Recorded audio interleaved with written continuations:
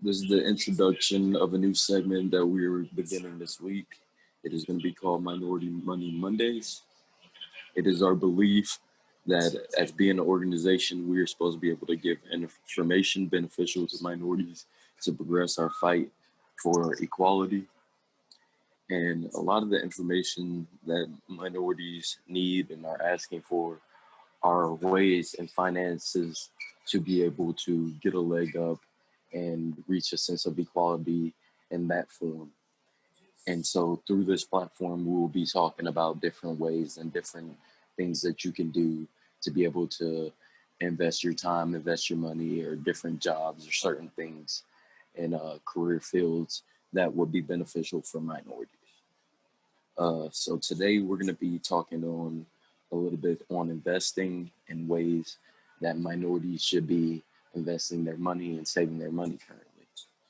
Uh, my true belief is a regular bank account, using that as a savings account, is not a good form of saving. It's not the best form of saving. And as minorities, we haven't been brought up or we aren't taught in school a lot of the ways that other people save that are more beneficial where they're gaining more interest per year. Typical savings account, you'll be lucky to get 2% interest a year with a pretty decent savings account. And I mean, at the end of the year, that's not, you're not gaining really too much interest. That's not beneficial to many minorities. And that wouldn't be the smart money. So when we look at smart money, what we want to talk about is ways that other ethnicities invest in the stocks and stuff of that sort. And the stock market is always, of course, you want to diversify however you invest.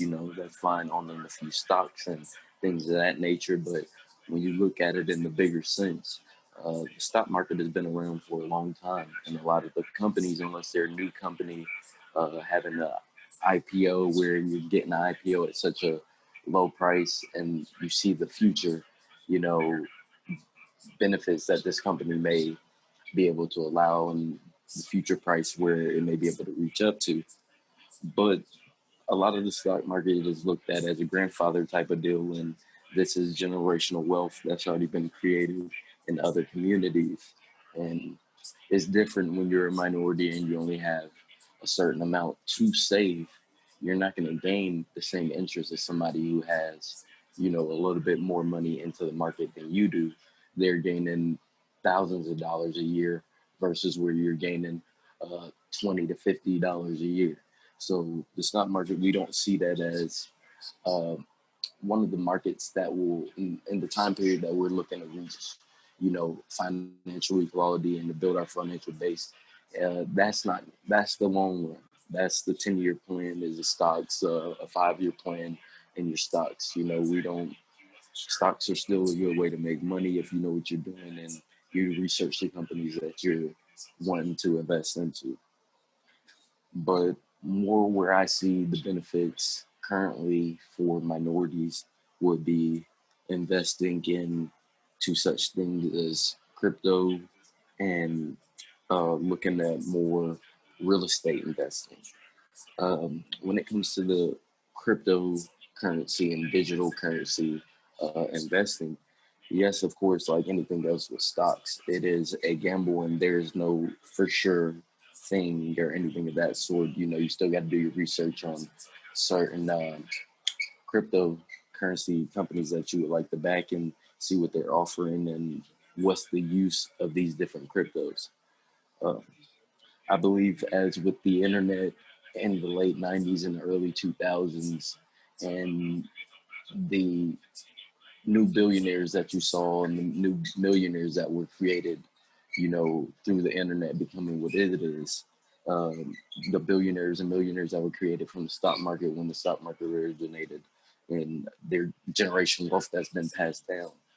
You'll start to see the same thing with crypto here in about the next 5 to 10 years, where the most, I believe, new millionaires that have been created within the past, I believe it's the past 3 to 4 years, have majority of them have came from the cryptocurrency field and things of that nature, because you have something that's new and there's not a true set price on what these things are worth. They're only worth, as you know, I mean, as with the fiat dollar, they're only worth as much as people believe in the things that's backing them, whether that's the technology backing them or the certain uses of that crypto coin, um, and the things that the company does using that. So, looking at crypto, with interest in stocks, you're looking at maybe 2% to 7% growth, 7 to 10 on the higher end if you're a professional stockbroker and you go through a broker.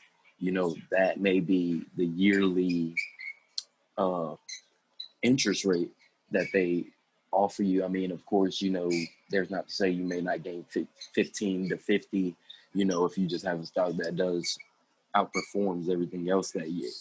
But I mean, the chances of that in the current stock market, you know, is 1 in 10 about that you choose that company that year that is one of the outperforming companies.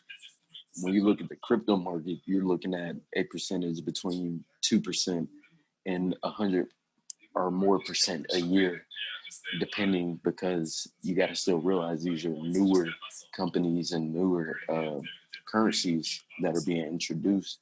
And you may have a year where, as the year in 2017, you had Bitcoin in 2017 at $19,891 at the height of 2017.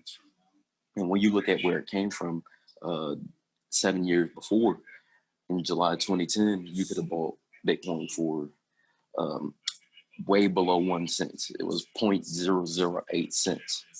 So imagine in 2010, if you would have bought something, you would have bought just $100 worth of Bitcoin in 2010 at, you know, that low of a rate.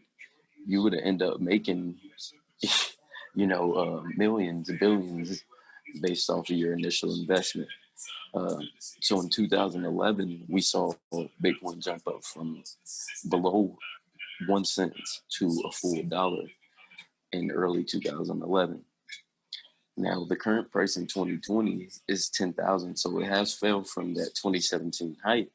But at the end of the day, if you had initially got into that 10 years earlier, 9 years earlier, you would still have only paid about $1 per Bitcoin, in which in exchange you would have gotten $10,000 for every dollar you invested.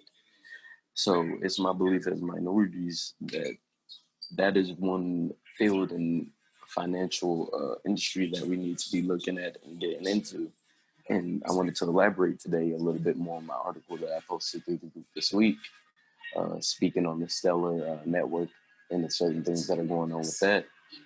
Um, it's my belief, not even if it's necessarily built on Stellar. The reason why I say Stellar is because of the open platform to where we could build a lot of DeFi apps. And these are apps that use crypto to um, buy certain things or do certain functions electronically. As far as there are different cryptos currently that are looking at creating smart contracts to where multiple people could own uh, pieces of a real estate. So let's say there's a house.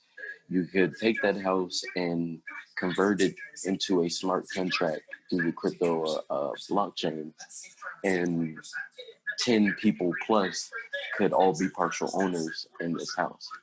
So that's a way that I believe minorities can reach a sense of financial equality, is if we start taking these new things that are being introduced and trying to, create our own, blaze our own path through these.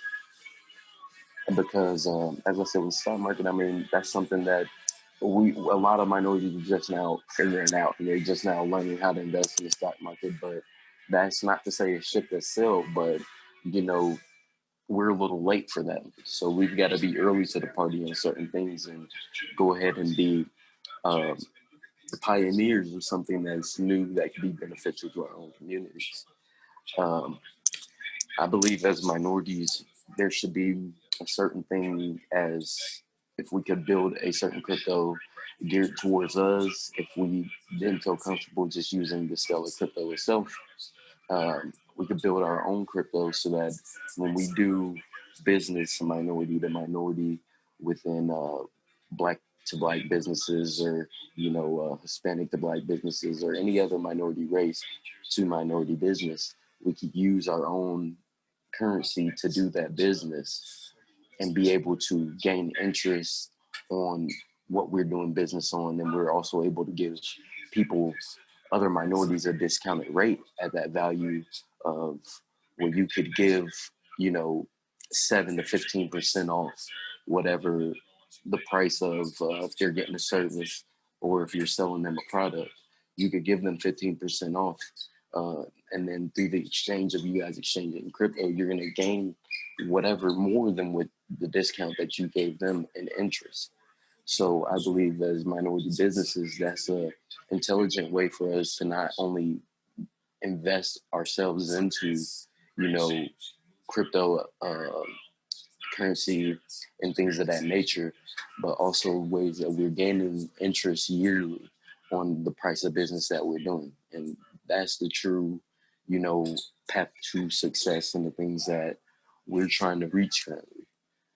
So, as I said, if anybody has any other stocks personally they would like to have looked at, research, or any that they see that have huge potential, or other different aspects of investing on what they see we need to put a spotlight on and start discussing through the group, you can send me a personal message, or you can comment on one of our posts and, allow us to do the research for you. If you feel like it's something difficult for you to learn or anything of that nature, we'll do the research for you and have it to where it's readily accessible to everyone within our community.